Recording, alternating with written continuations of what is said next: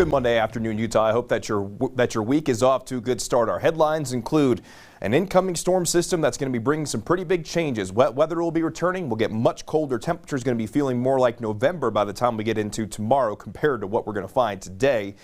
And we also have winter storm watches up for parts of the state. We'll get to that information coming up in just a little bit. But right now, here's the current view from Sundance.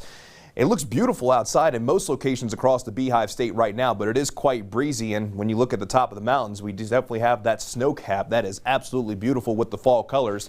But as we go throughout the next 24 to 48 hours, we're going to find more snow in our mountains. But for today, we're going to go with the daytime high of 60 degrees in Salt Lake City, 63 degrees in Provo, 49 degrees over in Wendover. And we're already seeing the temperature fall in Wendover, 60 degrees in Cedar City and 73 degrees in St. George.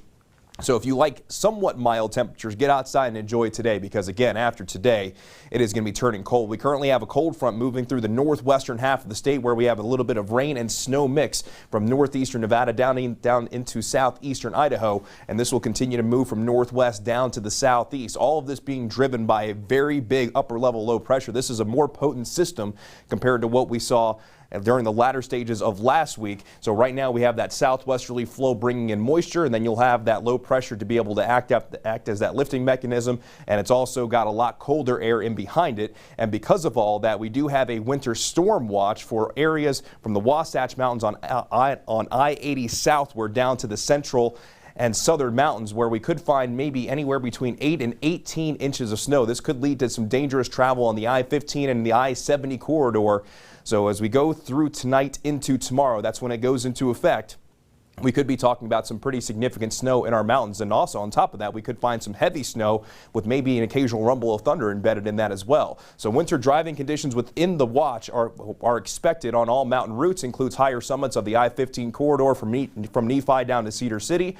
Also includes Salina and Clear Creek summits and Cove Fort on the I-70 corridor. So if your travels take you through those areas starting tonight through tomorrow, make sure that you're giving yourself plenty of time and make sure that you're careful as well. In the southwestern half of the state, we also have a hard freeze watch that will go into effect tonight, as temperatures could drop anywhere between 24 and 28 degrees, could kill outdoor crops, and if you have any outdoor exposed pipes, that could lead to some damage there as well. So make sure you're taking those necessary precautions as we move into tonight. You still have time to make those precautions.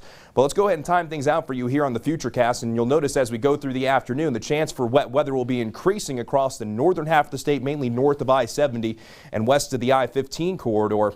And as we go from this afternoon into this evening, the snow levels will begin to drop as well. It's unlikely that we're going to see any snow in Salt Lake City, but definitely the mountains and the higher elevations, mainly above 5,500 feet, are going to be finding that snow. But for tomorrow, a lot of snow in those higher elevations. Meanwhile, cold rain likely in Salt Lake City.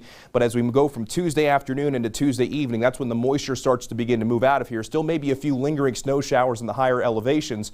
But by the time we get into Tuesday night, it's really just going to be cold no matter where you are. For St. George, we're looking at a chance for evening showers with a daytime high today of 73 degrees, AM showers tomorrow.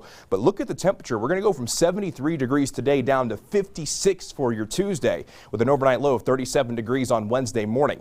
Along the Wasatch Front, PM rain for today, and you'll see for tomorrow rain and snow mix, but that's mainly going to be for the benches and areas higher than that, where we might see a light dusting on the benches.